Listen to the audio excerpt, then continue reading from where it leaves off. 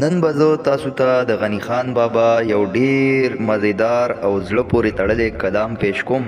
غني خان بابا د پښتو ژبې یو ډیر اوچتو او منفرد شاعر دی او د هغه شاعري په پښتو ژبه کې ډیر اوچت مقام لري. نو دا یو څو اشعار واورئ. ړومبی شعر دی وایي چې یو مست شان نشوي، چې یو مست شان نشوي، تړی زړه مې په دمه وي، یا چې تخت د سلیمان وي مست حوره را سره وي، چې نیکي او بدي نه وي، نه شیطان نه فرشته وي، او چې جنت او دوزخ نه وي، چې ساقي او میخانه وي، چې فضا وي مسته مسته، چې موسم وږمه وږمه وي، او بس چې زه وي او جانان وي ښایسته ټول په تماشه وي، او چې یو مست شان نشه وي.